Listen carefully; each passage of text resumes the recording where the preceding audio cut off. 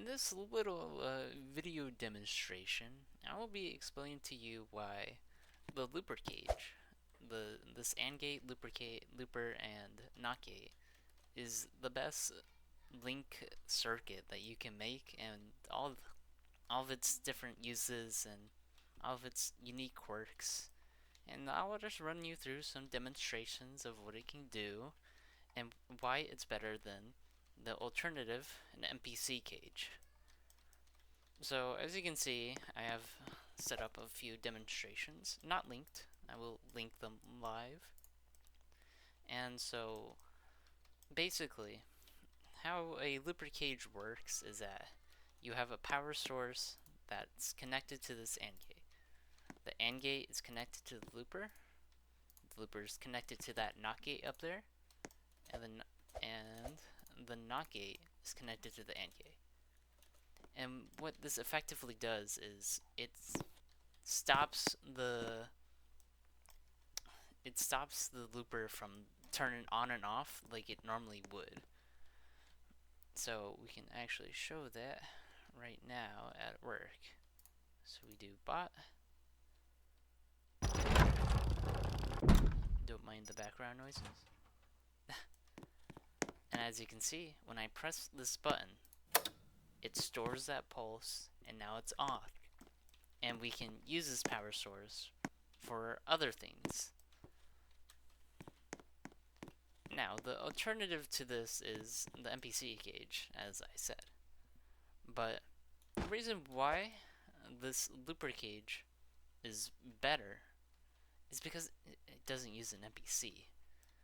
With an NPC cage, you need to make this like at least a box like this. This takes up a lot of space, it's a little clanky, and basically, if we do that, so when we press this bottom button, or anything that you have that is attached to the NPC spawner, it'll make an NPC spawn.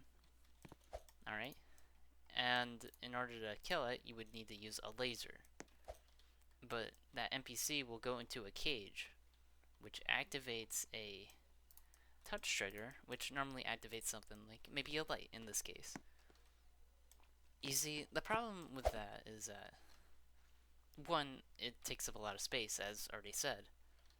You see, like, 2 blocks high at least, you know, just to maintain him, keep him in place. You know, so many, like, blocks on top of blocks in order, and it's hard to, like, you know, edit and go in, try to, you know, find where the UI is. And with the looper cage, it's just three blocks. That's it.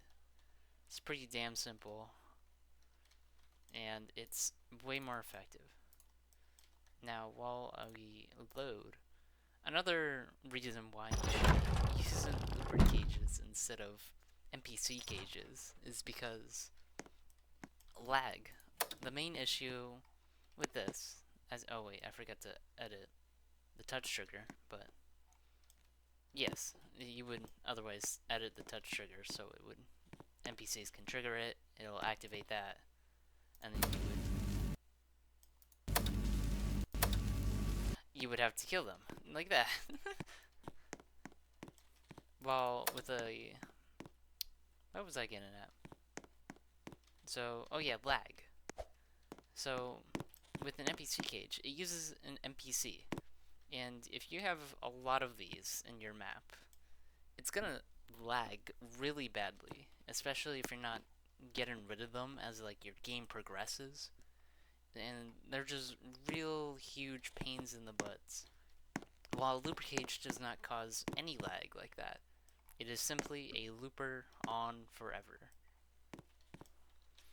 And the way that, and so you see how we turn the NPC cage off by killing the NPC with a laser. While with the looper cage, it's as simple as having it connected to an AND gate, another AND gate, not this one, another one, and then having that AND gate connect back to it, and then having another power source connect to that AND gate. And basically that'll trigger the looper to trigger once more, and then turn off. And it doesn't matter whatever settings you have on that. We can actually change the settings for this right now. Oh. Did I just... Okay, whatever. But yeah, it's as simple as, you know, having another AND gate for the looper to connect to, and the AND gate to connect back to the looper. And that's how you turn it off. And you can send in another pulse and do all that jazz.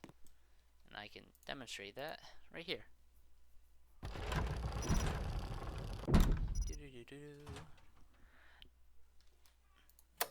Now, and for this, as you can see, it turned off, and now we can turn it back on. As simple as that. Now, one major problem for this case is if you have something that is constantly on power in it. So if you have like a permanently on touch trigger connected to this AND gate, you have to be very careful when you're turning it off. You cannot, basically in that case scenario, you really don't turn it off. There is a case where you would want something like that is permanently on to connect to that AND gate later down the line. But in most cases, you do not want to do that. It'll be, and if you try to turn it off, then it'll basically be, the game will be struggling with, wait, do I turn this looper off or on? Because it keeps on getting powered, so it keeps on turning on. But then it keeps on trying to turn itself off because of the AND gate. And the game does not like that in most cases. And so that is one major issue when you're working with looper cages. That's the kind of lag that they make. But it's way better than the constantly on lag that you get from an NPC cage. Now, another version of this, as you can see, I also, just as a little additional note, I did not have to modify any settings of this. This can be 1.1, this can be 1. It can't be constant loop continues while off. Don't turn that on. Then it will not work.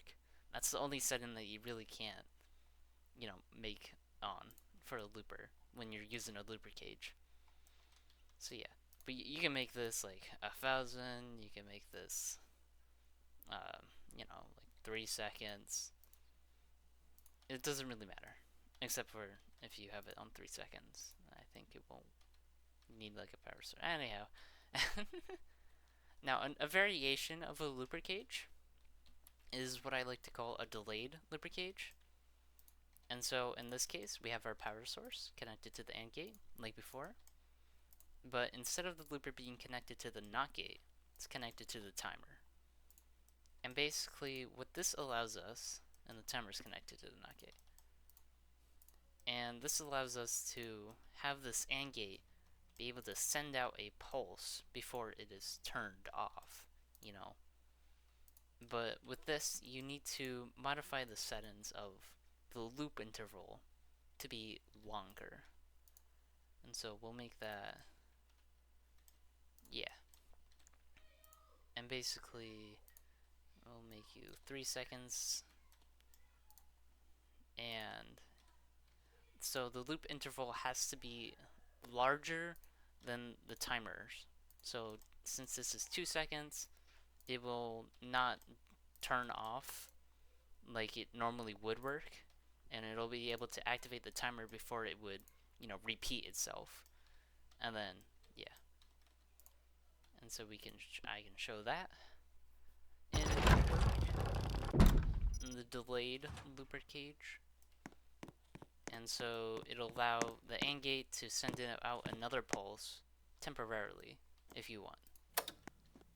And as you can see there, now the lantern's off, and yeah, it's like a normal looper cage, except the AND gate has more time to like send out another pulse. Very rarely you would ever use this kind of circuit, a delayed looper cage, but it is a handy thing to have at hand and to know, and it can be helpful in some situations. I don't know what situations, But I know it's helpful. Maybe. Now the third case that I'll be showing you over here is when when you do have something that is always on permanently. So for this case it'll be a lever. And now why you would want something like this is to reset another looper without having to, have like a different looper activate. And what I mean by that is, so this could be like a touch trigger at the beginning of your map or something, that is permanently on, that's at the spawn, and so you're gonna just have this running in the background. And why you would want a system like this is basically, you have your power source, it's constantly on, powering this looper. Don't have to modify the settings, but if you have a looper that, normally that's like flickering the lights, that's a very common thing to have it do. And so, sometimes you have it like at this settings, and that could run out. You could, before the game is done, that could ruin some effects that you have in your map, and that would just be awful. And so with this circuit, I don't know what to call it. Reset looper circuit cage thing? A reset? I don't know. Anyhow, but basically, if you have like a light flickering thing that you don't want to stop at all, then you would have one of these setups. And so for this case, we will have this looper connected to this guy. Now you can have this guy connected to this NOT gate. And so I'll do some linking real quick. And there. And so basically what's going to happen is that once your permanently on power source is activated, as in this example the lever, then this looper will activate. So the looper will turn on this looper, and this looper will go through its repetitions like a normal looper. Now, it's also unlocking this AND gate for the reset circuit. So while this looper is on, it's constantly turning this NOT gate on and off, so this timer doesn't have enough time to activate. And basically this timer will turn off the looper. And once this looper stops turning it on and off, this NOT gate, well, as long as this is an even number. It's pretty important that this is an even number for that case. But yeah. But it'll constantly turn it on and off, and then it'll stop. And it'll have enough time to power this timer to turn you off, and then since they have this permanent power source on, it'll reactivate it, and then reactivate this looper. And so that's how you have an infinite a light flicker for your maps without having to, do much. This is good for like, longer matches, longer maps, and you really just want to keep those effects going. And so as you can see, it has enough time to turn off, and now it keeps on looping. This is set to 10 repetitions, and it keeps on resetting. And so that's great for any light flicker that you have on your map, and you don't want it to, turn off ever. Keep it going forever and ever. And this is handy, and this is handy. Just handy. This is like a helpful circuit for those, people who like details, like light flicker. Light flicker is very common. Infinite light flicker, probably something everybody wants. As you can see, that still works. The delayed looper cage. Normal looper cage with a turn off reset circuit, and then the alternative to all of this, an NPC cage. You have an NPC, for some reason doesn't activate the touch trigger, and you have a laser. That's sometimes works. That's just in this case. You would normally have it, you know, going through the side, so there you go. But yeah, I do have one more thing to show of another very helpful perk, another helpful circuit, I'd say, of the looper cage. It's what I'd like to call a line, and basically you can have like multiple power sources, in this case a bunch of levers, all single use, as I change that right now.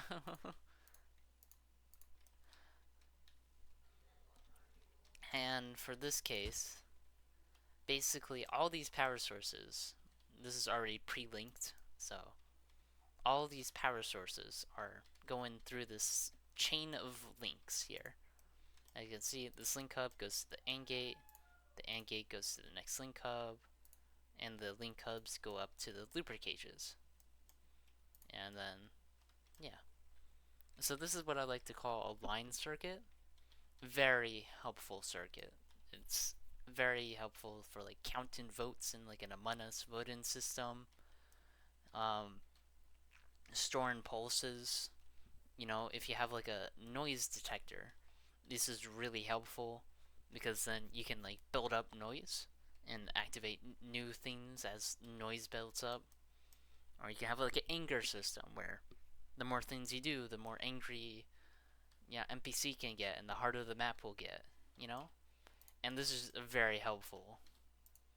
But it's very important that whatever is powering it is only temporarily.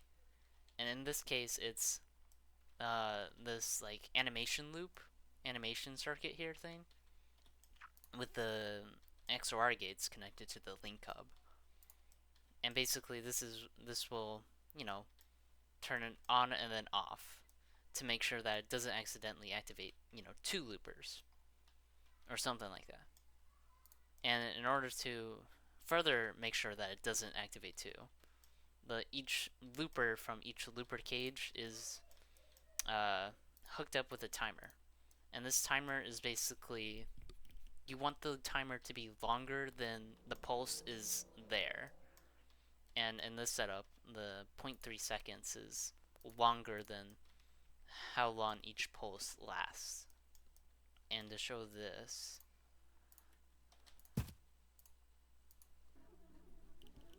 and just imagine this without the looper cage. Technically, this was always possible, but each looper would have to be, you know, would have to be NPC cage. Those things over there. And that's just a pain in the butt. It causes lag. As you can see, it sent in a pulse, it stored that pulse, something was powered in the map. This could also be helpful for a system like this, which you have to like activate, I don't know, 4 power sources around the map to open the door. And it can be any of them. It can be any order, you know. Bam. Alright, well, not yet. But bam! See? Activated all of them, and it's turned on. This is really helpful. This could also be used for a taskbar in Among Us, which is also very helpful. This exact same system, you know, with the same exact power-in system. You can just, you know, as each task is completed, it'll send a pulse, it'll, you know, power a block, and it'll be tracked right here with like powered blocks. It'll be cool. So as you can see, a looper cage, very versatile, which is why it's the best link circuit that there is in Piggy currently. If you don't use these in your maps when you very much could, I'm very disappointed in you. This is my favorite circuit. I use it way too often. Way too often. And, you know, with all of its capabilities, you can make systems like PVC over here. Don't mind the music. But with looper cages, that's how I made PVZ, which is a very complicated, very not easy task to do. Wouldn't recommend you to do it. But as long as you remember how to use a looper cage, it's very good. It's very effective. It's the best. And it's as simple as a power source connected to an AND gate connected to the looper connected to the NOT gate connected to the AND gate. Store the pulse. You can do whatever, chain like this. Make PVC if you really wanted. Um, you can also make a voting system if you want. You can make a voting system with them.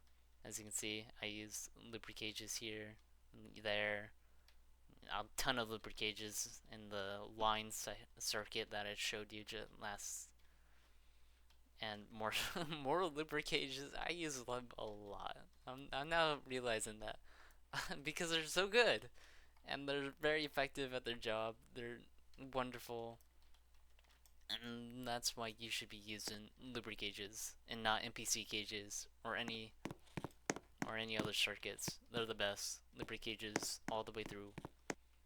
Yeah, that's it. I just wanted to make this because I don't want to be, holding all this knowledge back from the community. Everyone should know how to make a looper cage because a looper cage is the best cage. See ya as I cook.